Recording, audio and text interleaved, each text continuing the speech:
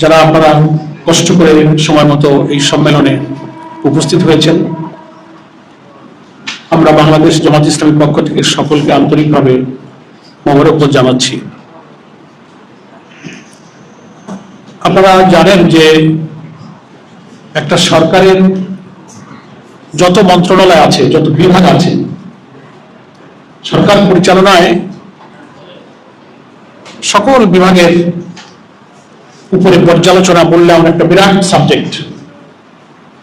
সবকিছুকে অন্তর্ভুক্ত করে যদি মূল্যায়নটা করা হয়, একটা বড় বই আকারেই সেটা কিন্তু রূপ লাভ করে।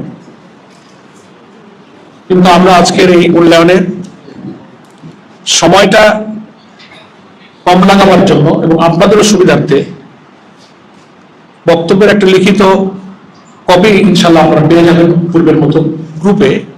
বক্তব্যটা পুরো ডিসক্রিপটিভ অর্থাৎ বর্ণনামূলক বক্তব্যটা আমি না রেখে মৌলিক সরকারের মন্ত্রণালয়ের বিভাগগুলোর কয়েকটা দিকের উপরেই আমি পয়েন্ট ভিত্তিক কিছু বক্তব্য ইনশাল্লাহ রাখবো। ডিটেলসটা আপনারা কপিতে পেয়ে যাবেন, তাতে সময় বাঁচবে। আশা করি আমাদের ওর মধ্যেই সবকিছু ইনশাল্লাহ কভার করবে। পয়েন্ট ভিত্তিক বলে সময় একটু কম লাগবে, কোনোটা হয়তো আমি একটু পেপার থেকে বলবো আর কিছুটা পয়েন্ট ভিত্তিক ইনশাল্লাহ বলবো।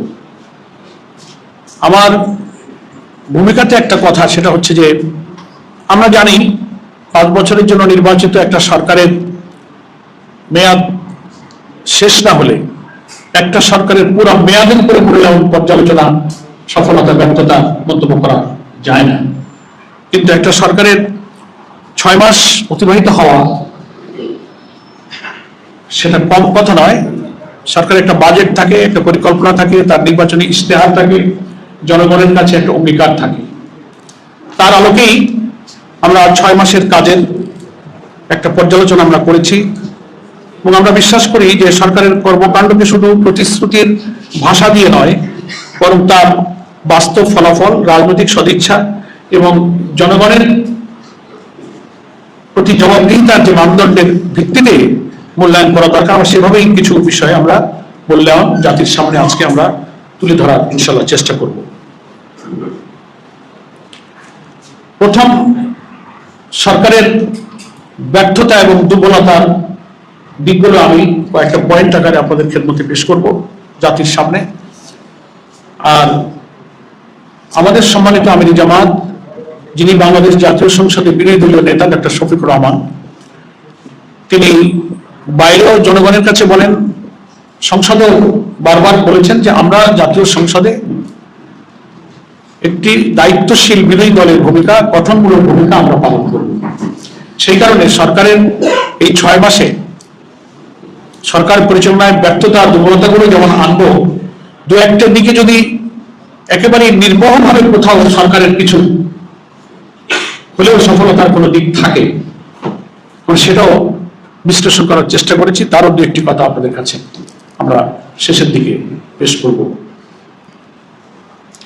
প্রথম, সরকারের এই 6 মাসের যে বড় ব্যর্থতা, সেটাকে আমরা জাতির সামনে প্রথম আনতে চাই। বিএনপি সরকার নির্বাচনের আগে নির্বাচনী জনসভাগুলোতে, নির্বাচনী ইশতেহারে বিদ্যমান রাষ্ট্র কাঠামো পরিবর্তন করে একটি নতুন রাষ্ট্র কাঠামো, সংবিধানের কাঠামোগত পরিবর্তনের মধ্য দিয়ে যে জুলাই সনদ আমরা সবাই স্বাক্ষর করেছিলাম, তার ভিত্তিতে যে গণভোট অনুষ্ঠিত হয়েছিল, সেই গণভোটের রায় কার্যকর তো করেইনি, বরং সেই গণভোটের প্রশ্নে সম্পূর্ণ নেতিবাচক ভূমিকায় সরকার অবস্থান নিয়েছে। এবং নির্বাচনের পরে গঠিত জাতীয় সংসদই প্রথম অধিবেশনে বিস্ময়করভাবে এই গণভোটের ব্যাপারে সরকারি দলের পক্ষ থেকে যা বলা হয়, তাতে জাতি, দেশ এবং দুনিয়ায় বাংলাদেশের যারা নাগরিক, দেশপ্রেমিক মানুষ, তারা খুব বিস্মিত। সেই বিষয়টা আমাদের প্রথম। আপনারা সবাই জানেন যে 12ই ফেব্রুয়ারি একই দিনে জাতীয় নির্বাচন হয়েছে এবং গণভোট হয়েছে। এবং কিসের ভিত্তিতে হয়েছে? 2024-এর গণ অভ্যুত্থানের পরে সরকার, পার্লামেন্ট, প্রধানমন্ত্রী এগুলো ছিল না, 3 দিন সরকারই ছিল না। জনগণের অভিপ্রায় এবং আকাঙ্ক্ষার ভিত্তিতে যে অন্তর্বর্তীকালীন সরকার গঠিত হলো,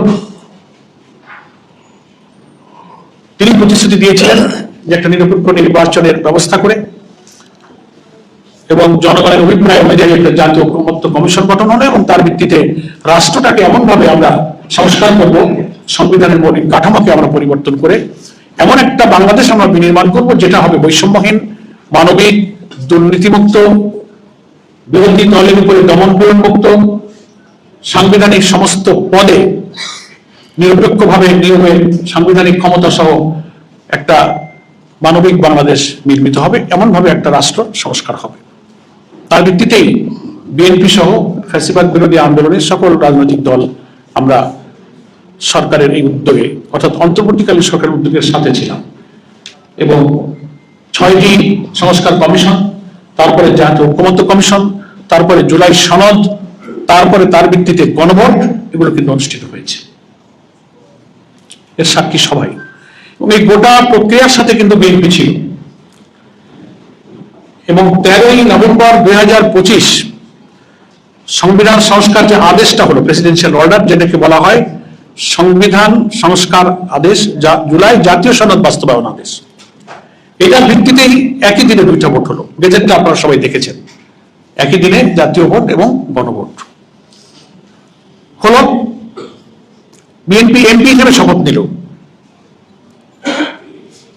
ওই সংস্কার আদেশেই কিন্তু বলা আছে যিনি নির্বাচিত হবেন তিনি এমপি হিসেবে শপথ নেবেন, সংস্কার পরিষদের সদস্য হিসেবে শপথ নেবেন। সংস্কার পরিষদটা কি? ওই নির্বাচিত এমপিদেরকে একটা কনস্টিটিউয়েন্ট পাওয়ার দেওয়া হবে, একটা গাঠনিক ক্ষমতা দেওয়া হলো যারা সংবিধানের কাঠামোগত পরিবর্তন করবেন। 52 বছরের দীর্ঘকালের ফ্যাসিবাদী কাঠামোর মধ্যে গড়ে ওঠা যে সংবিধান, এটাকে বদলাতে গেলে গাঠনিক ক্ষমতা সম্পন্ন একটা ফোরাম, একটা কনস্টিটিউয়েন্ট ফোরাম প্রয়োজন, সেটি হচ্ছে সাংবিধানিক সংস্কার পরিষদ। জামাত ইসলামী সহ 11 দলের এমপিরা শপথ নিলেন 2টা, বিএনপি শপথ নিলেন না। এবং পার্লামেন্টে যখন বিরোধী দলের পক্ষ থেকে প্রশ্ন করা হলো, প্রসঙ্গ তোলা হলো, ওনারা বললেন এটা সংবিধানে নাই। এমনকি গণভোট বাতিলের জন্য পার্লামেন্টে বিল নিয়ে আসা হলো, ওটাও সংবিধানে নাই, শপথ সংবিধানে নাই, সংস্কার পরিষদের রাষ্ট্রপতির আদেশ দিতে পারেন না, এইসব প্রসঙ্গ তোলা হলো। আমরা বলছি যে সরকারের প্রথম 6 মাসের জনগণের সাথে দেওয়া বিশ্বাস ভঙ্গ করে সবচেয়ে চরম বিচারিতা এবং ব্যর্থতা হচ্ছে জাতির সাথে দেওয়া ওয়াদাকে রক্ষা করতে না পারা। এবং এই প্রশ্ন তোলা হয়েছে, এই প্রশ্নের কোনো জবাব সরকার দিতে পারেনি। সেটা হচ্ছে যে আপনি যে জাতীয় ভোটটা মেনে নিয়ে আপনারা এমপি শপথ নিলেন, সরকার গঠন করলেন, প্রধানমন্ত্রী হলেন, পার্লামেন্ট হলো, সেটা কিসের ভিত্তিতে করলেন? গণভোট যদি অবৈধ হয়, সংবিধান সংস্কার পরিষদ যদি অবৈধ হয়, তাহলে এটাও তো অবৈধ, কারণ একটাই প্রেসিডেন্ট অর্ডারের ভিত্তিতে আপনার জাতীয় ভোটটাও হয়েছে, গণভোটটা হয়েছে। আমাদের আমির জামাত পার্লামেন্টে উদাহরণ দিয়ে বলেছেন, একই হাড়ির তরকারি গোশ রান্না হলো, গোশটা খাইলেন, ঝোলটা খাইলেন না। আবার এই উদাহরণ খুব সুন্দরভাবে মানুষ বুঝতেছে, এক মায়ের পেটে যমজ 2টো সন্তান, একটা সন্তানকে মা স্বীকার করে, আরেকটা সন্তানকে মাই অস্বীকার করে। কেমন দ্বিচারিতা! এবং এই যে 12 ফেব্রুয়ারি নির্বাচনটা হলো, এই নির্বাচনটা হয়েছে কিন্তু ওই প্রেসিডেন্সিয়াল অর্ডারের ভিত্তিতে। গেজেটে দেখবেন ওখানেই বলা আছে যে গেজেট প্রকাশের অব্যবহিত পরে জাতীয় নির্বাচন এবং গণভোট হবে। তাহলে বিদ্যমান সংবিধান অনুযায়ী যদি জাতীয় নির্বাচনটা হতো, তাহলে তো গত ইলেকশন হয়েছে 24-এর, সামনেরটা হতো 29-এ, 26-এ তো সংবিধানে কোনো ভোট নাই। ফলে আপনি যদি পার্লামেন্টের ভোটই মেনে নেন, তাহলে আপনাকে গণভোট মানতে হবে, যেহেতু একই আইনের ভিত্তিতেই এই 2টা ভোট হয়েছে। ফলে আমাদের ব্যর্থতার প্রথম দায় সরকারের, যে গণভোটের গণরায় না মানার কারণে রাজনীতিতে যে সংকট তৈরি হলো, সংবিধানের কাঠামোগত পরিবর্তনকে পুরা ওনারা উল্টে গেলেন, নেতিবাচক ভূমিকায় চলে গেলেন। এখন পার্লামেন্টে সেই সংবিধান সংস্কার পরিষদের আদেশকে বাইপাস করে অন্যায়ভাবে সংবিধানের 125 আর্টিকেল, যেখানে বলা হয়েছে যে কোন অ্যাক্ট, কোন অর্ডিন্যান্স, কোন অর্ডার সবটাই হচ্ছে আইন। তো নভেম্বরের 2025-এর যে 13 নভেম্বরের এটা একটা প্রেসিডেন্সিয়াল অর্ডার, এটাও কিন্তু আমাদের সংবিধান অনুযায়ী একটা আইন। এই আইনকে ভঙ্গ করে, বাইপাস করে ওনারা পার্লামেন্টকে বিশেষ কমিটি করেছেন সংবিধান সংশোধন করার জন্য। অর্থাৎ সরকারের গেজেটে যে আইনি কাঠামো করে দেওয়া হয়েছে জুলাই সনদ বাস্তবায়নের জন্য, সেটাকে ওনারা অস্বীকার করলেন। একটা আইনকে অস্বীকার করে ওনারা বাইপাস করে আরেকটা বিশেষ কমিটি করেছেন সংবিধান সংশোধন করার জন্য।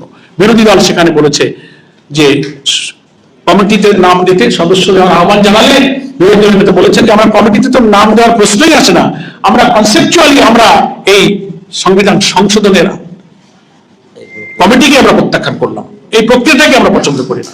সেই জন্য সাংবাদিক বন্ধুগণ, আমাদের এই প্রথম গণভোটের গণরায়ের ব্যাপারে সরকারের সরাসরি নেতিবাচক ভূমিকাই হচ্ছে সরকারের প্রথম ব্যর্থতা, যেটা জাতিকে এখন একটা সংঘাতের দিকে ঠেলে দিচ্ছে। এবং জুলাই অভ্যুত্থানের একসাথে রক্তের বিনিময়ে অর্জিত নতুন বাংলাদেশের সভ্যতাই শেষ হতে বসেছে। আবার সেই ফ্যাসিবাদী কর্তৃত্ববাদী শাসনের মতো এই সাংবিধানিক কাঠামোকে তারা ধরে রাখতে চায়। মৌলিক 10টি সাংবিধানিক ও প্রশাসনিক ব্যাপারে তারা নোট অফ ডিসেন্ট দিয়ে সেই ফ্যাসিবাদী যুগের সংবিধান ধরে রেখে প্রধানমন্ত্রীর অসীম ক্ষমতা, রাষ্ট্রপতি এবং প্রধানমন্ত্রীর ক্ষমতার ভারসাম্য ছাড়া সমস্ত সাংবিধানিক পদে দলীয় লোক নিয়োগ দেওয়ার পথকে উন্মুক্ত করে আলটিমেটলি বিএনপি জাতির কাছে দেওয়া ওয়াদাকে ভঙ্গ করেছে। সেকেন্ড, গ্যাস, জ্বালানি, বিদ্যুৎ সংকট সমাধানে সরকার ব্যর্থ হয়েছে। এ ব্যাপারে আমরা 2বার সাংবাদিক সম্মেলন করেছি।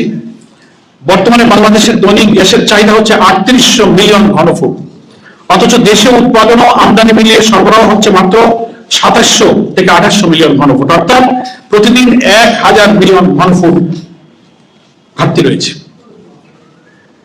জ্বালানি মন্ত্রণালয় স্বীকার করেছে যে এটা দীর্ঘদিনের সমস্যা, এর প্রভাব পড়লে শিল্প, কলকারখানা, বিদ্যুৎ কেন্দ্র, সিএনজি স্টেশন এবং অন্যান্য গ্রাহকদের উপরে পড়ছে। 20টি উৎপাদনশীল গ্যাস ক্ষেত্র থেকে জুলাইয়ে দৈনিক প্রায় 1630 ঘনফুট গ্যাস পাওয়া যাচ্ছিল, কিন্তু দীর্ঘমেয়াদী সংকটের কারণে দেশীয় উৎপাদন দ্রুত বাড়ানোর সেই ফল এখনো কিন্তু দৃশ্যমান নয়।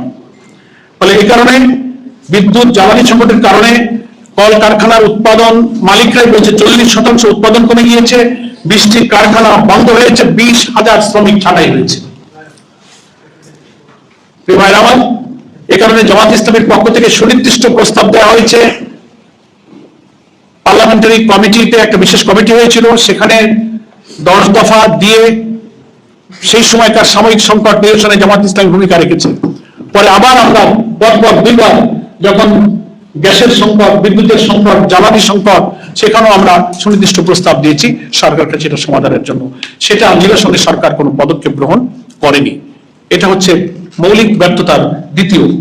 তৃতীয় হচ্ছে রাষ্ট্রীয় প্রতিষ্ঠান, বিভিন্ন সরকারি প্রতিষ্ঠান, স্থানীয় সরকার বিভিন্ন পর্যায়ে দলীয়করণে দলীয় নেতা কর্মীদেরকে পুনর্বাসনের একটা ক্ষেত্র বানানোর চেষ্টা করা হচ্ছে। আপনাদের মনে আছে সাংবাদিক বন্ধুগণ, এই মিলনায়তনেই সাংবাদিক সম্মেলনে আমরা আলাদাভাবে দলীয়করণের তথ্য প্রমাণ তুলে ধরেছিলাম। অন্তত 11টি সরকারি পদে, স্বায়ত্তশাসিত কর্পোরেশনে, ইলেকশন কমিশনে ছাত্রদল, যুবদল, বিএনপি নেতাদের পদ পদবি সহ আমরা আপনাদেরকে তথ্য দিয়েছিলাম, আমাদের কাছে আছে, আপনাদের কাছেও আছে। তারা নিয়োগ দিয়েছে। প্রত্যেকটি জেলা পরিষদে দলীয় লোক নিয়োগ করেছেন, 8টি উন্নয়ন কর্তৃপক্ষে দলীয় লোক তারা নিয়োগ করেছেন, সিটি কর্পোরেশনগুলো দলীয় লোক নিয়োগ করেছেন। বিএনপির মহাসচিবকে প্রশ্ন করা হলে উনি বলেছেন যে সরকারে আমরা আছি তো আমাদের লোক দেবো, তো কাদের লোক দেবো? ঠিক কিরকম জবাব হলো? তাহলে ফ্যাসিবাদী আওয়ামী লীগকে দলীয় করার বিরুদ্ধে আমরা যে আন্দোলন করেছি তো সেই কথাই তো আপনি বললেন। এবং বিশ্ববিদ্যালয়গুলোতে সব ভিসিদেরকে সরিয়ে দিয়ে দলীয় পদ পদবীধারী ভিসি নিয়োগ দেওয়া হচ্ছে। আমাদের সরকারি চাকরি বাকরির নিয়ম শর্ত অনুযায়ী তিনি যদি এর পূর্বে কোনো দল সংগঠনে থাকেন, সেখান থেকে পদত্যাগ করে আসতে হয়, তার একটা সময় টাইম ডিউরেশন থাকে। ইলেকশন কমিশনের এডিশনাল সেক্রেটারি থেকে নিয়ে শুরু করে যে সমস্ত পদে নিয়োগ দেওয়া হয়েছে সরকারি পদে, তারা খোঁজ নিয়ে দেখা গেছে সেই সমস্ত পূর্বের দলীয় পদের থেকে কেউ রিটায়ারও করে নাই, যায় নাই, ওনাদেরকে নিয়োগ দিয়ে দেওয়া হয়েছে। ফলে সরকারি চাকরিতে নিয়োগের জন্য মেধা, ইন্টারভিউ, যোগ্যতার কোনো দরকার নাই। বিএনপির পদ পদবি একটা বড় কোয়ালিটি।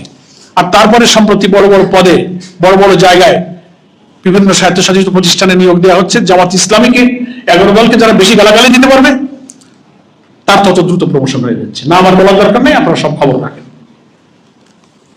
সেজন্য এটা যেন মনে হচ্ছে যে বিএনপি দলের নেতাকর্মীদের একটা বেকারত্ব দূর করা, পুনর্বাসনের একটা কেন্দ্র হয়েছে সরকারি এবং আধা সরকারি স্বায়ত্তশাসিত প্রতিষ্ঠানগুলো।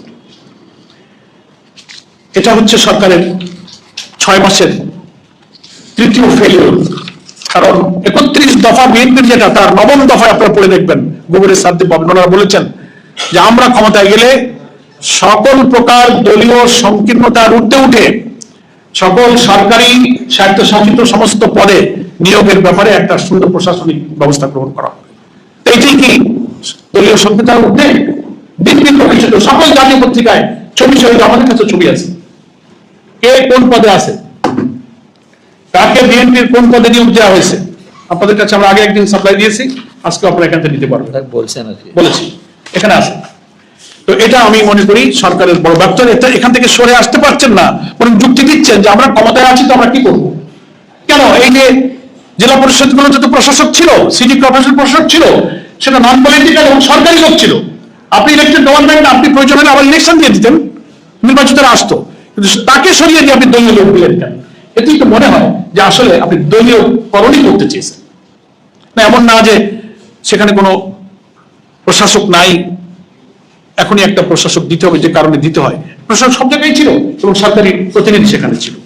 চতুর্থ হচ্ছে আইন শৃঙ্খলা পরিস্থিতি অবনতি এত পরিমাণ হয়েছে যে সরকার আইন শৃঙ্খলাকে অগ্রাধিকার দেওয়ার কথা বলেছিল, কিন্তু দেখা যাচ্ছে ট্রান্সপারেন্সি ইন্টারন্যাশনাল সহ বিভিন্ন সংস্থার পর্যবেক্ষণে প্রথম 100 দিনেই তাদের 605টি হত্যাকাণ্ড, 294টি ছিনতাই, 196টি অপহরণ, নারী শিশু নির্যাতনের 3496টি ঘটনা রেকর্ড করা হয়েছে।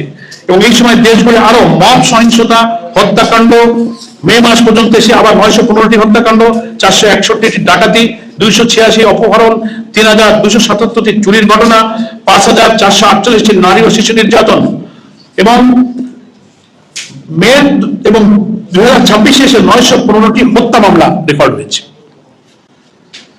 তো ফলে দেখা যাচ্ছে যে ক্রমশ হত্যাকাণ্ড, ধর্ষণ, ডাকাতি, ছিনতাই, নারী শিশু নির্যাতন একের পর এক বাড়ছে।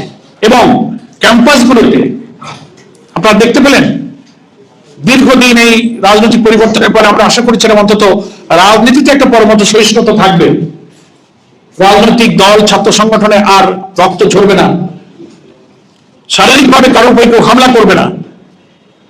বিএনপি, যুবদল এবং ছাত্রদল পরিকল্পিতভাবে জগন্নাথ বিশ্ববিদ্যালয়, আলিয়া মাদ্রাসা, ঢাকা কলেজ, বরিশালে বেগম রোকেয়া বিশ্ববিদ্যালয় এবং বিভিন্ন জায়গায় প্রত্যেকটি ঘটনার নিরপেক্ষ তদন্ত করে দেখা গেছে যে তারাই প্রথম শিবিরের উপর আক্রমণ করেছে। হয়তো জুলাই সেলিব্রেশন করছে, চিত্র প্রদর্শনী করছে, সেমিনার করছে, সেখানে করতে দেবে না, বাধা দিচ্ছে। জগন্নাথ বিশ্ববিদ্যালয় ক্যাম্পাসের ঠিকাদারির কাজ, নতুন কনস্ট্রাকশনের কাজ বিএনপি নিয়ে যাবে, সেখানে সংসদে আছে যোগসু, তারা বলছে না এটা নিরপেক্ষ টেন্ডারের মাধ্যমে করতে হবে, ও ঠিকাদারি তাদেরকে দিতে হবে। ব্যাস এটা নিয়ে তাদের উপরে হামলা, মারামারি, ক্যাম্পাস থেকে বের করে দেওয়া। ফলে এই যে ক্যাম্পাসকে রক্তাক্ত করা, ছাত্র সংগঠনের মধ্যে একটা সহ অবস্থান বিরাজ করছিল। ডাকসুতে যারা নির্বাচিত হলো যথেষ্ট সংযম এবং ধৈর্যের মধ্য দিয়ে তারা ক্যাম্পাসে সহিংস পরিবেশ যেন না হয় সেটাকে বজায় রাখার একটা উজ্জ্বল দৃষ্টান্ত তারা স্থাপন করার চেষ্টা করছে। কিন্তু গ্রামে বলে না, পায়ে পড়া দিয়ে সংঘাত বাঁধানো। ফলে এই জন্য আইন শৃঙ্খলা পরিস্থিতির অবনতি, ক্যাম্পাসকে রক্তাক্ত করা, হামলা করা, এবং সেই সাথে দুঃখজনকভাবে যুক্ত হয়েছে এই সমস্ত বিশ্ববিদ্যালয় এবং শিক্ষা প্রতিষ্ঠানের শিক্ষক এবং ভাইস চ্যান্সেলররা নগ্নভাবে বিএনপি এবং ছাত্র দলকে তারা সাপোর্ট দিচ্ছে। পঞ্চম, পররাষ্ট্রনীতিতে যে দুর্বলতা দেখানো যাচ্ছে আমরা সেটা উল্লেখ করতে পারছি। বাংলাদেশ ফার্স্ট পররাষ্ট্রনীতির মূল দর্শন ওনারা ঘোষণা করেছিলেন, কিন্তু 6 মাসের অভিজ্ঞতা আমরা দেখতে পাচ্ছি যে সমন্বিতভাবে অপারেশনাল ফরেন পলিসি ফ্রেমওয়ার্কের সেই রূপ দেওয়া তাদের সম্ভব হয়নি। এবং শেখ হাসিনার প্রত্যর্পণ সহ অনিয়ন্ত্রিত বিষয়গুলোতে দৃশ্যমান কোনো অগ্রগতি হয়নি। এবং 16 আগস্ট পররাষ্ট্র মন্ত্রণালয়কে বলতে হয়েছে প্রধানমন্ত্রী ভারত সফরের জন্য আরো কন্ডুসিভ এনভায়রনমেন্টের প্রয়োজন, অর্থাৎ ভারত সফরের সহায়ক পরিবেশ তারাও সৃষ্টি করতে পারছেন না। বাংলাদেশের প্রধানমন্ত্রীর পক্ষ থেকে সে ব্যাপারে অক্ষমতা ব্যক্ত করা হচ্ছে। এগুলো মিন করে যে কূটনৈতিক এবং পররাষ্ট্রনীতি ডিপ্লোম্যাটিক ক্ষেত্রেও সরকারের একটা ব্যর্থতা যাচ্ছে। 12 লক্ষ রোহিঙ্গারা আন্তর্জাতিক মানবিক সহায়তার ঘাটতি এবং সবকিছুর উপর মিলিয়ে বাংলাদেশের বিরাট বাড়তি চাপ সৃষ্টি করেছে। সেক্ষেত্রে সেই রোহিঙ্গাদের কার্ডের প্রত্যাবর্ষণের যে পরিকল্পনায় সরকার ব্যর্থ, এখনো সে প্রক্রিয়া শুরু করতে পারেনি। ষষ্ঠ, দ্রব্যমূল্যের চাপে সাধারণ মানুষের ক্রয় ক্ষমতা একেবারেই সংকুচিত হয়ে আসছে। আমরা এটার ব্যাপারে আলাদা সাংবাদিক সম্মেলন করেছিলাম। 400 টাকায় চলে আসছিল কাঁচামরিচের কেজি। দ্রব্যমূল্যের চার্ট সব জায়গাতেই আছেন। মূল্যস্ফীতি 9.16%, খাদ্য মূল্যস্ফীতি 8.60%, খাদ্য বহির্ভূত মূল্যস্ফীতি 9.61%। এই পর্যায়ে কিন্তু চলে এসেছে। মূল্যস্ফীতি 9.42% থেকে 9.16% নামা মানে পণ্যের দাম কমে যাওয়া নয়, বরং দাম বৃদ্ধির গতি কিছুটা কমেছে। বাস্তবে খাদ্য, বাস ভাড়া, পরিবহন, নিত্য প্রয়োজনীয় ব্যয়ের চাপ নিম্ন মধ্যবিত্ত পরিবারের আয়কেই ক্রমশ চাপে ফেলছে। ফলে মানুষের প্রকৃত ক্রয় ক্ষমতা কমছে এবং বাজারে সেই অনুপাতে স্বস্তি ফিরছে না। সপ্তম, ব্যাংকিং সেক্টরে চরম নৈরাজ্য এবং বিশৃঙ্খল পরিস্থিতি। এ ব্যাপারে আপনারা সবাই জানেন যে ব্যাংকিং খাতের বর্তমানে সংকট দীর্ঘদিনের, এটা আমরা স্বীকার করি। বাংলাদেশ ব্যাংকের তথ্য অনুযায়ী মার্চ শেষে খেলাপি ঋণ দাঁড়িয়েছে 5,80,704 কোটি টাকা, যা মোট ঋণের 32.26%। 3 মাসেই ঋণ খেলাপি বেড়েছে 31,487 কোটি টাকা। কিন্তু সরকারের প্রথম 6 মাসে খেলাপি ঋণ, দুর্বল ব্যাংকের তারল্য সংকট, আমানতকারীদের আস্থাহীনতা ও উচ্চ সুদের চাপ থেকে বের হওয়ার দৃশ্যমান কোনো অগ্রগতি লক্ষণীয় নয়। একই সঙ্গে বেসরকারি খাতে ঋণ প্রবাহ দুর্বল এবং মূলধনী যন্ত্রপাতির এলসি খোলা আগের বছরের তুলনায় 20 থেকে 30% কমে গিয়েছে। ফলে নতুন বিনিয়োগ ও কর্মসংস্থান উদ্বেগজনক। এছাড়া ইসলামী ব্যাংক নিয়ে তো যা হয়েছে, অযাচিত হস্তক্ষেপ সরকার দলীয় হস্তক্ষেপের কারণে ব্যাংকিং খাত আরো অস্থিতিশীল হয়ে উঠেছে। এবং আপনারা সম্প্রতি জানেন যে ইসলামী ব্যাংক ডাকাতির যে বড় ডাকাত, সেই ডাকাতকে বাঁচানোর জন্য ষড়যন্ত্র হিসেবে বাংলাদেশ ব্যাংকের গভর্নর জোর করে নির্দেশ দিয়ে ব্যাংক কর্তৃপক্ষের নিয়োগকৃত আইনজীবীকে পরিবর্তন করতে বাধ্য করা হয়েছে। নেক্সট, গুম প্রতিরোধ আইন। পার্লামেন্টে অন্তর্বর্তীকালীন সরকারের যে জারি করা গুম মানবাধিকার যে সমস্ত অর্ডিন্যান্স গুলো ছিল, সব আপনারা দেখছেন, এগুলো সব বাতিল করে এবং স্বরাষ্ট্রমন্ত্রী ব্যাখ্যা দিচ্ছেন যে আমরা এটাকে নতুন করে আইন প্রণয়ন করব এবং একটা বিধানের মধ্য দিয়ে নিয়ে আসবো। অর্থাৎ হচ্ছে কি, এটাকে পুলিশের হাতে আওতায় আবার নিয়ে যাওয়া হয়েছে। কিন্তু কমিশন থাকলে, নিরপেক্ষভাবে একটা ব্যক্তি যখন গুম হয়ে যায়, তার তদন্ত, তার নিরপেক্ষ এবং সবকিছুর ব্যাপারে কিন্তু একটা ইনসাফপূর্ণ একটা ব্যবস্থা তার ব্যাপারে ওই গুম কমিশনের মধ্যে ছিল। এটা বাতিল করার মধ্য দিয়ে হয়েছে কি, যারাই গুম করবে তারাই তদন্ত করবে, পুলিশের হাতে চলে গেল। এ ব্যাপারে যে কথা বলে ওনারা নতুন আইনের যে উদ্যোগ নিচ্ছেন, এটা সরকারি দলের পক্ষ থেকে বিরোধী দলের উপরে অত্যাচার, নির্যাতন এবং গুমের মাত্রা কিন্তু আরো বৃদ্ধি পাবে। আরো কয়েকটি বিষয় আপনাদের কাছে আমি পেশ করছি। কৃষি খাতের খুব চরম অবস্থা গত 6 মাসে। সেখানে সারা দেশে সার নিয়ে হাহাকার দেখা দিয়েছে। কৃষক সরকার নির্ধারিত দামের 2 থেকে 3 গুণ দাম বৃদ্ধি দিয়ে সার কিনতে হচ্ছে, সার পাচ্ছে না এবং নানা সিন্ডিকেট করে এক শ্রেণীর লোক এই সারের ক্রাইসিস তৈরি করছে এবং মূল্য বাড়িয়ে দিয়েছে। নতুন নীতিমালা করার কারণে পুরাতন ডিলার ও খুচরা বিক্রেতারা তাদের ডিলারশিপ হারানোর আশঙ্কা করছেন। তাদের ধারণা, সারের ডিলারশিপ ও খুচরা বিক্রয় এই দলীয়করণ করা হচ্ছে এবং সামনে ধানের আমন মৌসুম, এ সময় সার না পাওয়া বলে সারা দেশে আরো অস্থিরতা তৈরি হবে। এছাড়া সরকার সারের ভর্তুকি কমানোর যে পরিকল্পনা করছে, তা কৃষি ও কৃষকদের জন্য মারাত্মক ক্ষতির কারণ হতে পারে। ধানের দাম পাচ্ছে না কৃষক। বিগত বড় মৌসুমে সরকার প্রতিমন ধানের দাম 1440 টাকা নির্ধারণ করলেও কৃষকরা প্রতিমন ধান 1050 টাকা থেকে 1100 টাকাও বিক্রি করতে বাধ্য হয়েছে, যা ঘোষিত সরকারি দামের তুলনায় অনেক কম। 1 মণ ধানে একজন শ্রমিকের উৎপাদন খরচও কিন্তু ওঠে নাই। হাওড়া অঞ্চলে ভারী বর্ষণ, পাহাড়ি ঢলে বিভিন্ন উপজেলায় হাজার হাজার হেক্টর জমির বোরো ধান কিন্তু তলিয়ে গেছে, যার ক্ষতির পরিমাণ প্রায় 400 কোটি টাকা। এইসব এলাকায় ধানের মূল্য, ন্যায্য মূল্য না পাওয়ার কারণে কৃষকরা বিরাট সংকটের মধ্যে পড়েছে। ফলে দেখা যাচ্ছে যে এর মধ্যে আবার ফ্যামিলি কার্ড বিতরণ আর কৃষক কার্ডের নামে যে অনিয়ম, সুপারভাইজার নিয়োগ করা, আর তারা এটা যাচাই বাছাই করবে।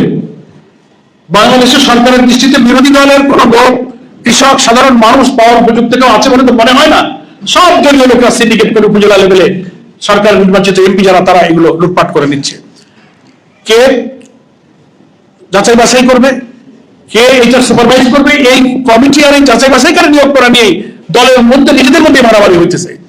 অনেকগুলো ইউনো অফিস অ্যাটাক হয়েছে, নিজেরা নিজেরা মারামারি করেছে। ফলে এই ফ্যামিলি কার্ড, কৃষক কার্ড, এটা হয়েছে আমাদের সাধারণ দরিদ্র মানুষের জন্য আরেকটা বিড়ম্বনার বিষয়। এরপরে হচ্ছে আমাদের শিক্ষক এবং শিক্ষা সম্পর্কে সরকারের চরম ব্যর্থতা, সেটাও আপনাদের কাছে পেশ করে। আপনারা জানেন যে শিক্ষা প্রতিষ্ঠানে এনটিআরসির বদলে ম্যানেজিং কমিটি বা গভর্নমেন্ট মাধ্যমে শিক্ষক নিয়োগের সুযোগ সৃষ্টি করার জন্য সরকার মাঝখানে সিদ্ধান্ত নিয়ে পদক্ষেপ নিতে যাচ্ছিল। সারা দেশে ফুসে উঠেছে শিক্ষকরা, সমস্ত মহল থেকে ছাত্র শিক্ষক বিক্ষোভ করেছে, এখন ওনারা থামছেন। ষড়যন্ত্র কিন্তু শেষ হয়নি। এমপিওভুক্ত শিক্ষকরা রাজনীতি করতে পারবে না। সুদীর্ঘকাল বাংলাদেশের ইতিহাসে এমপিওভুক্ত স্কুল, কলেজ, মাদ্রাসার শিক্ষকরা রাজনীতি করছেন। বেসরকারি যেখানে সরকারি এমপিওভুক্ত বেতন থাকে, তারা পার্লামেন্ট ইলেকশন করে, তারা ইউনিয়ন পরিষদে নির্বাচিত হয়। জাতীয় সংসদ সদস্যদের ক্ষেত্রে অব্লিগেশন নাই, ওনারা নতুন করে ইলেকশন কমিশনের পক্ষ থেকে একটা মিটিং করে কমিশনে ওনারা একটা সিদ্ধান্ত নিয়ে একটা রিকমেন্ডেশন অ্যাপ্রুভ করেছেন যে এমপিওভুক্ত কোন শিক্ষকরা স্থানীয় নির্বাচনে অংশ নিতে পারবে না। জামাত ইসলামের পক্ষ থেকে একটা ডেলিগেশন আমরা গিয়েছিলাম, লিখিতভাবে আমরা বলেছি যে আপনাদের এই সিদ্ধান্ত বাতিল করুন। ওনারা আমাদেরকে এইটুকু বলেছেন যে আমরা আমাদের কমিশনের মিটিংয়ে এটা অ্যাপ্রুভ করেছি, কিন্তু আমরা এখনো মন্ত্রণালয়ে এই চিঠিটা পাঠাইনি। আমরা বলেছি এটা আপনাদেরকে বাতিল করতে হবে। এখন নতুন করে শুনছি সরকারের উচ্চ পর্যায় থেকে শিক্ষা মন্ত্রণালয়কে নির্দেশ দেওয়া হচ্ছে যে এইটার জন্য আপনারা আইন তৈরি করার জন্য খসড়া রেডি করুন। বেসরকারি প্রতিষ্ঠানে অর্থাৎ এমপিওভুক্ত শিক্ষকরা রাজনীতিতে অংশ নিতে পারবে না। আমরা পরিষ্কার বলতে চাই, এটা সরাসরি সংবিধান বিরোধী। প্রত্যেকটি নাগরিক তার মত প্রকাশের, রাজনীতি করার অধিকার আছে বেসরকারি প্রতিষ্ঠানে চাকরি বিধি অনুযায়ী। হ্যাঁ, সরকারি প্রতিষ্ঠানে যারা চাকরি করেন তাদের সার্ভিস রুল আছে, কোড অফ কন্ডাক্ট আছে, সে বিষয়ে সে বিধি তারা মানছেন দীর্ঘকাল থেকে, তারা তো এটা করেন না। নতুন করে দীর্ঘকাল যেটা নাই সেখানে আবার সরকার হাত দিচ্ছেন। এতে বোঝা যাচ্ছে যে শিক্ষা প্রতিষ্ঠানের উপরে এই যে অযাচিত হস্তক্ষেপ করে কি উদ্দেশ্য আমাদের আছে। আমরা মনে করি শিক্ষাঙ্গ নিয়ে সরকার একটা চরম নৈরাজ্য সৃষ্টি করছেন, এখানে শৃঙ্খলা রক্ষায় তারা ব্যর্থ হচ্ছেন। শিক্ষকদের বেতন ভাতা প্রদান এবং নবম পে স্কেল বাস্তবায়নের যে ওয়াদা ছিল সেটা অস্বাভাবিক বিলম্ব করা হচ্ছে। শিক্ষকরা নিদারুণ কষ্ট তারা ভোগ করছেন এবং শিক্ষক নিয়োগের দীর্ঘদিনের শূন্য পদ 36,235টি প্রধান শিক্ষক পদে পদোন্নতি দেওয়ার কথা ছিল। 38,443 জন সহকারী শিক্ষক নিয়োগের পরিকল্পনা আগের থেকেই ছিল। এই সব পদগুলো কিন্তু এখনো পূরণ হয়নি। অবসরপ্রাপ্ত শিক্ষক যারা রিটায়ার করে আছেন, আর্থিক তাদের যে প্রাপ্যগুলো তারা পাচ্ছেন না। 80,320টি আবেদন, যারা মানবিক, অসুস্থ, ক্যান্সারে আক্রান্ত, হজে যাবেন, রিটায়ারমেন্টের পরে তারা তাদের অবসরের সে ভাতাগুলো পাচ্ছে না। তো সরকার এক্ষেত্রে চরম ব্যর্থতার পরিচয় দিচ্ছে।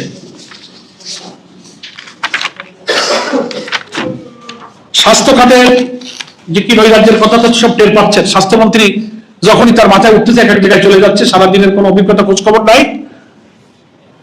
এক এক জায়গায় গিয়ে এক এক সিদ্ধান্ত দিচ্ছেন, আর রোগী, হাসপাতাল কর্তৃপক্ষ, জনগণ ক্ষিপ্ত হয়ে উঠছে। প্রত্যেকটি উপজেলা পর্যায়ের কমপ্লেক্স 101 শয্যা উন্নীত করার পরিকল্পনা ঘোষণা আগের থেকেই করা হয়েছে। 6 মাস চলে গেছে, উপজেলা হেলথ কমপ্লেক্স গুলো 100 বেডের উন্নীত করা হয়নি। এবং চিকিৎসক এবং স্বাস্থ্যকর্মীদের ব্যাপক ঘাটতি, ঔষধ সংকট, হাসপাতালগুলো একেবারে অব্যবস্থা, নোংরা, অস্বাস্থ্যকর পরিবেশ। আমাদের এমপি সাহেবরা যাচ্ছেন এই সিন্ডিকেট এবং দুর্নীতির জায়গায় যখন যাচ্ছে, সেখানে ওই সিন্ডিকেট দ্বারা আমাদের এমপি সাহেবরা পরিদর্শনে বাধাগ্রস্ত হচ্ছে। হামে কি পরিমাণ শিশু মৃত্যুবরণ করলো সরকার, পূর্বের সরকারকে দোষ দিল। আধুনিক চিকিৎসা বিজ্ঞানের এত উন্নতির সময় এই সরকার কিন্তু কোনো পদক্ষেপ, কোনো ব্যবস্থা অ্যাপ্লিকেশন দিতে পারে নাই। আমাদের বিরোধী দলের এমপি সাহেবরা, উন্নয়নের জন্য নির্বাচিত এমপি, তারা তাদের নিজেদের এলাকায় উন্নয়ন কাজ করবেন, বরাদ্দ, রাস্তাঘাট, মানুষের দারিদ্র্য বিমোচন, খাল, নদী খনন, উন্নয়ন, রাস্তাঘাট, তাদের বরাদ্দের ক্ষেত্রে প্রচন্ড বৈষম্য করা হচ্ছে। বরং বিরোধী দলের নির্বাচিত এমপিদের খবরদারি করার জন্য মহিলা সংরক্ষিত আসন তাদের এক একজন এমপিকে তাদের মাথার উপরে বসাই দিয়ে তাদেরকে সুপারভাইজার বানানো হয়েছে। প্রচন্ড সংবিধান বিরোধী, সম্পূর্ণ অনিয়ম, দলীয়করণের একটা নির্লজ্জ পদক্ষেপ হচ্ছে এটা। নির্বাচিত একজন এমপিকে আপনি অনির্বাচিত সংরক্ষিত আচরণের একজন মহিলা, যিনি ওই এলাকার কোনো মানুষ নাম, তিনি তার উন্নয়নে তদারক করবেন? সংবিধানে একজন জনপ্রতিনিধির এখতিয়ারের উপর হস্তক্ষেপ করা হয়েছে, এবং তাও করবেন আপনি বিরোধী দলের এমপির উপরে, সরকারি দলের সংরক্ষিত। তাহলে এখন সরকারি দলের এমপিরা যেখানে আছেন তার কাছে তদারক করবে? এগুলো হচ্ছে নির্লজ্জ দলীয়করণ, এবং নির্বাচিত বিরোধী দলের এমপিদের উন্নয়নের কাজে ব্যাপক হস্তক্ষেপ করা হচ্ছে। বিচার ব্যবস্থাতে একেবারে সর্বনাশ করা হয়েছে, স্বাধীন বিচার ব্যবস্থাটা শেষ করে দিয়েছে। সুপ্রিম কোর্টের স্বাধীন সচিবালয় করা হয়েছিল, সেই সচিবালয় তারা বাতিল করে দিয়েছে। সুপ্রিম কোর্ট সেক্রেটারিয়েট অর্ডিন্যান্স, যেটা সুপ্রিম কোর্টের নিজস্ব সচিবালয়, বিচার বিভাগের প্রশাসনিক স্বায়ত্তশাসন জোরদার একটি গুরুত্বপূর্ণ উদ্যোগ হিসেবে বিবেচিত হচ্ছিল, কিন্তু সরকার সেটা বাতিল করে দিয়েছে। স্বাধীন বিচারক ব্যবস্থা নিয়োগের 2025-এর যে সুপ্রিম কোর্ট জাজেস অ্যাপয়েন্টমেন্ট অর্ডিন্যান্স, সেটা বাতিল করে দিয়েছে। ফলে এখন হচ্ছে যে বিচারপতি নিয়োগের স্বচ্ছতা, মেধা থাকলো না, রাজনৈতিক প্রভাব এখানে এসে পড়লো। তো আমি সরকারের ব্যাংক প্রসঙ্গটা আমি বলেছি, ব্যাংক লোনের ব্যাপারে প্রায় 50,000 কোটি টাকার মতো ব্যাংক থেকে লোন নিয়েছে প্রথম মাসে সরকার। আর এ পর্যন্ত প্রায় 2 লক্ষ কোটি টাকা ব্যাংক থেকে সরকার ঋণ গ্রহণ করেছে। সাংবাদিক বন্ধুগণ, ভারতের সীমান্তবর্তী এলাকাগুলোতে এই সরকার ক্ষমতায় আসার পরে ব্যাপক হারে পুশিনের প্রেসার চলেছে, সীমান্ত হত্যা চলেছে। সেটা নিয়ন্ত্রণের পরিবেশ রক্ষা করতে সরকার ব্যর্থ হয়েছে। 11 দল জামাত ইসলামীকে সেই সব সীমান্তবর্তী জেলাগুলোতে তার প্রতিবাদ করতে হয়েছে, ভূমিকা রাখতে হয়েছে, রাজধানীতে মিছিল করতে হয়েছে। সে ব্যাপারে সরকার কোনো পদক্ষেপ গ্রহণ করেনি।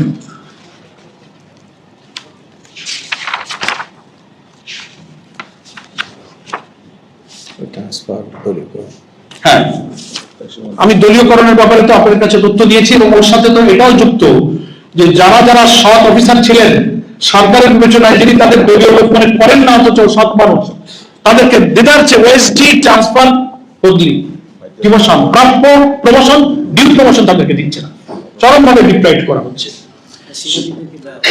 সেজন্য বেছে বেছে তাদের দলীয় লোকদেরকে সামনে এনে, এবং দেখা যাচ্ছে যে এখন ফ্যাসিবাদী আওয়ামী লীগের বড় বড় আমলা সচিবালয় যারা, তাদের সংখ্যা এখন ক্রমশ করতে গেলে দেখা যায় যেখানে সেখানে তারা কিন্তু নিয়োগ পাচ্ছেন, তারা প্রমোটেড হচ্ছেন, এবং বর্তমান সরকারের প্রশ্রয়ে তারা কিন্তু সব জায়গাতে আবার নিজেরা মাথা উঁচু করে তারা দাঁড়িয়ে যাচ্ছেন। এবং গত 15ই আগস্টে তাদের শোক দিবসের কর্মসূচি পালন আগের বছরের চেয়ে বিভিন্ন জায়গায় সরকারি প্রশ্রয়, সুপ্রিম কোর্ট, হাইকোর্ট ভবন থেকে শুরু করে বড় বড় জায়গায় তারা যেভাবে বিচরণ করছেন, তাতে বোঝা যাচ্ছে যে একদলীয় শাসন এবং আওয়ামী লীগকে প্রকারান্তরে রাজনীতিতে পুনর্বাসনের একটা ষড়যন্ত্র তাদের রাজনৈতিক হীন স্বার্থে তারা কিন্তু শুরু করেছে।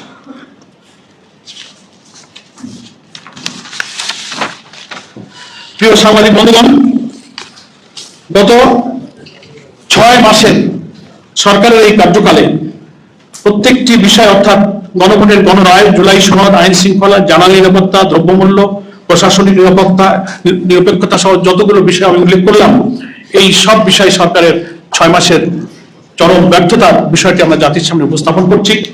এবং আমরা কিছু পরামর্শ বিভিন্ন সংবাদ সম্মেলনে দিয়েছি যে গণভোটের গণরায় বাস্তবায়ন করে এই সংকট নিরসন করতে হবে। গ্যাস জ্বালানি সংকট নিরসনে আমরা বিরোধী দল এবং জামাত ইসলামী যে লিখিত প্রস্তাব দিয়েছি সেটা বাস্তবায়ন করে সংকট দূর করতে হবে, প্রশাসনকে দলীয়করণ মুক্ত করতে হবে, এবং কৃষি, শিল্প, সেচ, বিচার ব্যবস্থা, দ্রব্যমূল্য নিয়ন্ত্রণ, ব্যাংকিং খাত এবং গুম আইনের ক্ষেত্রে যে সমস্ত সর্বনাশক পথে হাঁটছেন, সরকারকে এই জায়গা থেকে ফিরে আসতে হবে।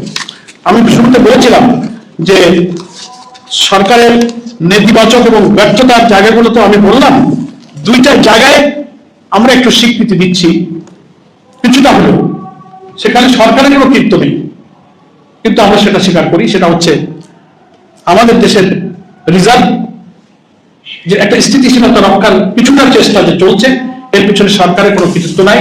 আমাদের প্রবাসে কর্মরত বিদেশি রেমিটেন্স যোদ্ধা যারা দেশপ্রেমিক, তাদের রক্ত, হাড়, ঘাম পানি করে যারা রেমিটেন্স বিদেশে পাঠাচ্ছেন, রেমিটেন্সের কারণেই রিজার্ভের ক্ষেত্রে কিছুটা হলেও একটা স্থিতিশীল পরিস্থিতি মাঝে মাঝে লক্ষণীয় হচ্ছে।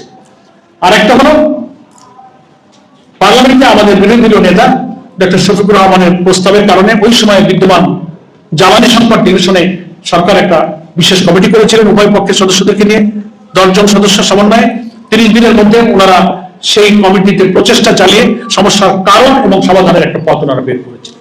সেটাও বিরোধী দলের প্রস্তাবের কারণে হয়েছিল। এটুকু আমরা স্বীকৃতি দিচ্ছি যে সেই উদ্যোগটা তারা গ্রহণ করেছিলেন। আর সরকারের প্রত্যেকটি মন্ত্রণালয় এবং বিভাগে আমরা ব্যর্থতার দৃশ্য শুধু চোখে দেখতে পাচ্ছি। জনদুর্ভোগ বাড়ছে।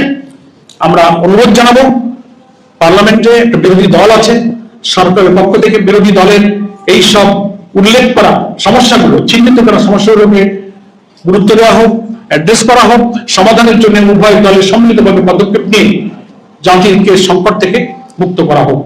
6 মাস পার হয়েছে। আমরা আশা করি সরকারকে, আমরা আগের দিনের সাংবাদিক সম্মেলনে বলেছি, সরকার ব্যর্থ হোক এটা আমরা চাই না। সরকারের ভালো কাজে সহযোগিতা করাই আমাদের পার্লামেন্টের বিরোধী নেতার প্রতিশ্রুতি যে আমরা ভালো কাজে সহযোগিতা করতে প্রস্তুত, কিন্তু বন্ধ এবং জনস্বার্থ বিরোধী কাজে আমরা বিরোধিতা করব এবং আমরা বাধা দিব। আমাদের সেই রাজনৈতিক ভূমিকা সংসদেও চলবে, বাইরেও চলবে। আপনাদের সকলকে আমি ধন্যবাদ জানাচ্ছি। আপনাদের কিছু প্রশ্ন থাকতে পারে। আমাদের সম্মানিত নেতৃবৃন্দ উপস্থিত এবং সংবাদ সম্মেলনের চলার মধ্যে আমাদের সম্মানিত নায়েবে আমির, মাননীয় জাতীয় সংসদ সদস্য অধ্যাপক মুজিবুর রহমান ভাই এসে উপস্থিত হয়েছেন। আর আগের নেতৃবৃন্দের পরিচয় তো আপনারা সবাই জেনেছেন। সাইফুল আলম খান বুলবুল ভাই আসছেন, তারপর পরই মাননীয় সংসদ সদস্য, আমাদের নির্বাহী পরিষদ সদস্য বুলবুল ভাই আসছেন। এরপরে ঢাকা মহানগরী দক্ষিণের আমির জনাব নুরুল ইসলাম বুলবুল এমপি, তিনি উপস্থিত হয়েছেন। আমি আপনাদের আবারও ধন্যবাদ জানিয়ে আমার বক্তব্য এখনই শেষ করলাম। আমাদের বক্তব্য লিখিত কপি আপনাদের কাছে বলবে, ইনশাআল্লাহ চলে যাবে। ধন্যবাদ। একজন করে বললে ভালো হয়। ওই তো সফলতা দুইটা বলেছি, আর তো চোখে পড়তেছে না ভাই। জি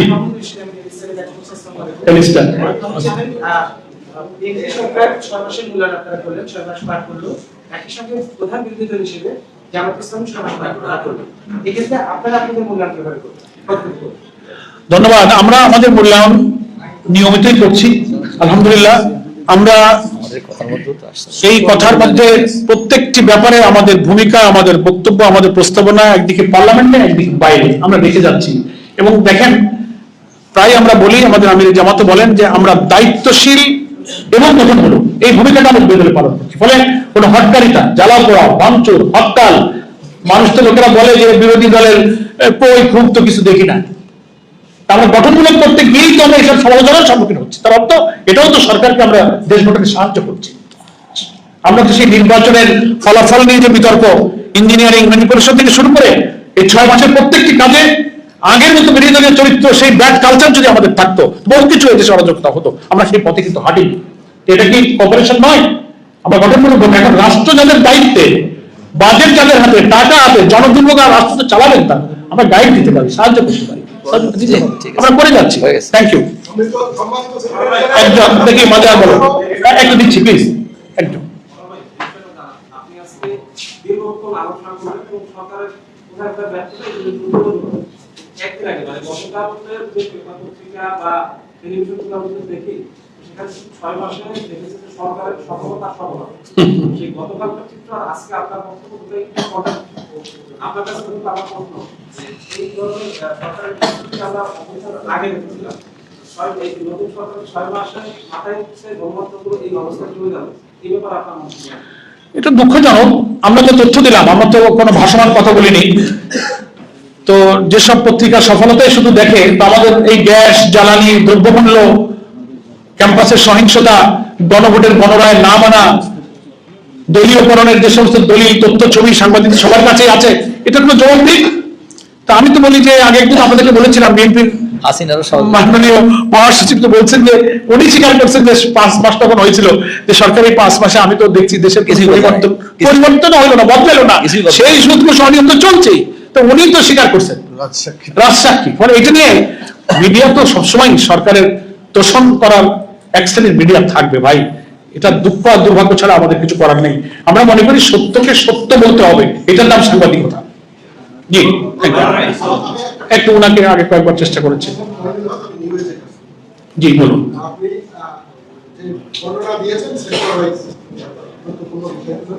আমরা যদি জামায়াত ইসলামের কাছে এই মোটা দাগে এক বাক্যে জানতে চাই যে সরকারের গত 6 মাসের পারফরমেন্স কি ছিল, আপনারা এক কথায় কি এত কথা এক কথায় আমরা বলবো যে সরকার অ্যাকর্ডিং হিজ কমিটমেন্ট সরকার একদম মোটা দাগে ব্যর্থ এবং সে ফ্যাসিস্ট সরকারের পথ ধরেই হাঁটছে, পরিণতি সেদিকেই যাচ্ছে। একটু ডান দিকে যাই, শুধু বাম দিকে গেছি তো বৈষম্য হয়ে যাবে। আমি তার ঠিকানায় কাজ করছি। আমার প্রশ্ন হচ্ছে গত 6 মাসে বিএনপি সরকারের শুধু সফলতার কথা বলেছেন, জি, আর সব ব্যর্থতা আপনারা বলেছেন। আপনারা ক্ষমতায় থাকতেন এই 6 মাসে আপনারা কত আমরা চেষ্টা করতাম, কিন্তু আলহামদুলিল্লাহ আমরা কোন চেষ্টার মধ্যে অসত্য, দ্বিচারিতা এবং দুর্নীতি আমাদের থাকতো না। আমাদের অ্যাকাউন্ট আওয়ার ক্যাপাসিটি আমরা চেষ্টা করতাম ইনশাআল্লাহ, সবার আগেই আমরা এই চেষ্টাটা করতাম। চ্যালেঞ্জটি দিয়েছেন, সেই চ্যালেঞ্জটি আপনারা গ্রহণ করেই তো আমরা প্রস্তাব দিয়েছি সেদিন। কি সর্বশেষ? হ্যাঁ, জ্বালানি চ্যালেঞ্জ গ্রহণ করেই তো আমরা বিকল্প প্রস্তাব পরশু দিনকে দিয়েছি।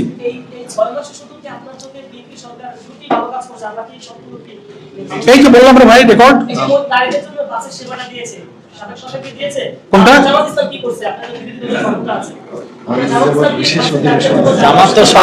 জামাত তো সরকারে নাই যে জামাত বাস চালু করে দেবে। আর একটা কথা হচ্ছে যে এই সংকট আলোচনার জন্য আমাদের বিরোধী দলীয় নেতা একটা বিশেষ অধিবেশন ডাকার জন্য রাষ্ট্রপতির কাছে অনুরোধ করেছেন, সেখানে এটা ডিসকাস হবে।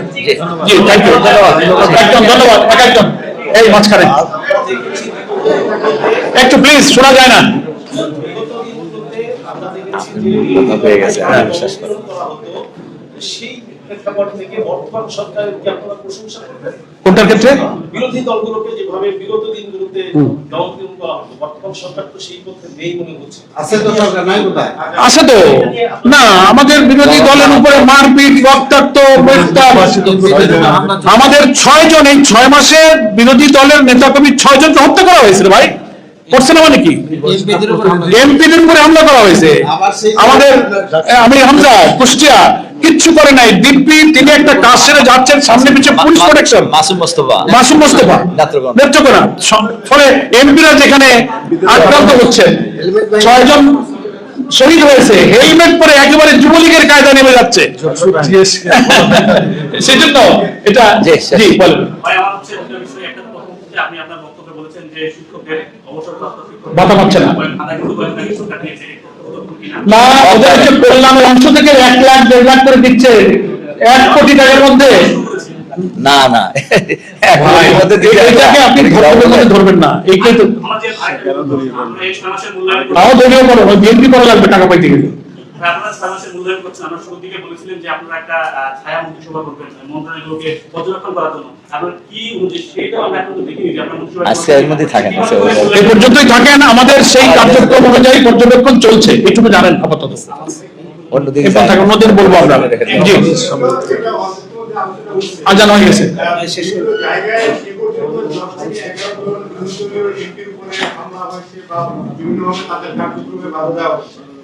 আপনারা একটি শক্তিশালী বিরোধী দল হিসেবে বারবার আপনারা বলছেন বা জনগণ শক্তিশালী বিরোধী দল মাঠে গেলে যে তারা তো জনগণের ভোটে নির্বাচিত হয়েছে, তাহলে সেই জনগণের ভোটে নির্বাচিত হওয়া এমপিরা বা জনপ্রতিনিধিরা 11 দল সমন্বিত হবে, তারা কেন মাঠে গেলে উঠে পড়ে?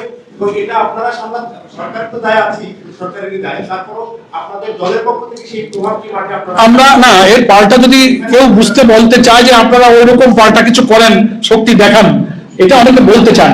আমরা রাজনীতিতে কোনো সংঘাতকে অ্যাডমিট করতে চাচ্ছি না। চরম সংযমী হয়েও যদি যে অস্থিতিশীল দেশকে দেশ গোছানোর দিকে নিয়ে যাচ্ছি, আমরা এখন সাহায্য করার জন্য চেষ্টা করছি। আমরা আমাদের নেতা কর্মীদেরকে, ছাত্রদেরকে সংযমী হতে বলেছি। আমরা আক্রান্ত হচ্ছি, আমরা কিন্তু আক্রমণকারীর ভূমিকায় নেই এখনো। শুকরিয়া, ধন্যবাদ ধন্যবাদ ধন্যবাদ।